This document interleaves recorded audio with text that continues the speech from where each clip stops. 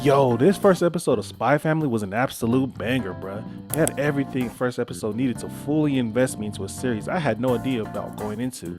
And since I don't know nothing about this series, how are you guys pronouncing its name? Spy Family or Spy X Family? Spy Times Family? Nah, that sounds dumb as hell, but let me break down what happened in this first episode because it wasn't just badass, but wholesome as hell too. First, it starts off by laying the groundwork for what's taking place. So one of the head dudes in charge gets taken out by what is believed to be the spy. So I'm like, alright dude, this dude's already taking out people, but nah, this guy's on the main character side, which is established when the other shot callers say they need my man's Twilight, no Bella. So you already know at some point whoever cut the brakes to the car will have to face off against Twilight, spy versus spy style, but we're getting ahead of ourselves. So we go to Twilight and he out here finessing off rip, gotta establish just how cold our MC is. He's showing off the bag and we ain't even 5 minutes into the episode. Caught the Monopoly man in 4K with a toupee. And I know jocking when I see jocking, Twilight really a whole faceless man. But it gets better. After pulling one over on the old man, dude tells his daughter, you about dumb as hell and your chicken dry, and dips, mission complete. So now they gotta contact Twilight and tell him about his new mission. Bro, tell me why the new target looked like Omni-Man if he lost his quirk. Man's really out here looking like a whole Tim Burton character. But there's a reason why you look like that. Man's is hella paranoid. Don't go nowhere but his kids' school events. So that's the only chance Twilight has to catch this nigga lacking. Thing is, Twilight needs a kid himself to get in because this school is like prestigious as hell. So he gotta find a kid, which he really not trying to do, but he'd do anything for the mission. So enter the other member of our main cast, and no, it's not Hatless Mario, it's Anya. And off rip, the kawaii meter is going crazy. I can see why she was adopted hella times, cause how you not pick her? But the thing is with her is that she has a special ability that these other families didn't like, so they all dropped her back off here with Danny DeVito. So when Anya meets up with Twilight, she uses her powers in secret and finds out that he's a spy on the low, and she loves spies. So in order to get adopted again, cause you know, this time's a charm, right? She uses her power to flex her intellect and win over Twilight. Bet. So now we get into some backstory with Anya, which I'll cover later, but they head back to the crib. Twilight has things to do, so he tries to leave Anya by her lonely. So you already know he a bad father, cause how you gonna leave your daughter by herself? This further solidified as when they go out, a slew of bad parenting ensues, and a whole lot of wholesome stuff too. Man, Anya got the cutest facial expressions. Anyways, when they get back to the crib, he starts studying a bunch of parenting books. This is obviously brand new territory for Twilight, but he learns that you gotta set up your child to think for themselves for the future when they're older.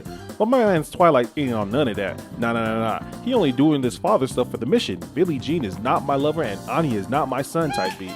But you already know, he gotta develop past that, so there's another plot in motion. Next day though, he's determined to leave Anya at home to go see the plug, and a wholesome hide and seek match occurs. But Twilight ain't learned his lesson, and so he goes off to see Usopp, leaving Anya home alone. So at the plug, he collects Anya's credentials and learns that she's been adopted a guap of times, and thus the seed is planted. So Frankie, or whatever Straw Hat it is, tells him that she's similar to him in that regard jokingly, but don't get attached. Meanwhile, Anya back at the crib being bad as hell, getting into all the spy stuff she learned about using her powers. However, she ends up getting into the wrong thing and then sends off a signal to the ops, letting them know her location. When Twilight returns, he knows something ain't right off rip, and then they jump him as soon as he walks in the crib. But back at the hideout, old dude from before is waiting with Anya for the captured Twilight, and then the goons show up with bro all tied up. Damn, Twilight, you really going out like that? Psych! Nah, Twilight too smooth for that, and he saves Anya but tries to get rid of her immediately after because he's having doubts. However, after taking out the bad guys, she's still there waiting for him, ending the episode off on a wholesome note. Before that though, the school wants to meet with Anya and both her parents, setting up the next episode to find a wife/mother. Bruh, fire first episode, man. We have Twilight, a very thorough and intelligent man. It's established that his motivations are for the greater good, even when knowing his deeds will go unseen. He plays a cold-hearted spy, but he has a soft spot, which is shown throughout the episode when he let Karen off easy as well as her father. You already know this side of him is gonna be what draws him closer to Anya, despite his head telling him against it. He has a good heart. We've seen it from brief flashbacks that this was developed by a desire to not let any other child go through what he had to, so it will be a battle of head versus heart for him. Anya though, she's adventurous, smart, and has a desire to be loved. She has a similar background to Twilight in the way that she's looking for someone to love and to be loved, whereas Twilight didn't get that. Will Anya find that with Twilight? Additionally, it shows that she obtained her powers through some sort of facility, and it seems that they wanted her to keep her gift on the low, but also use it for good. Is that true though? And how exactly did they get separated? Anyways, a lot of threads were set up in this first episode to follow, and I'm looking forward to the season.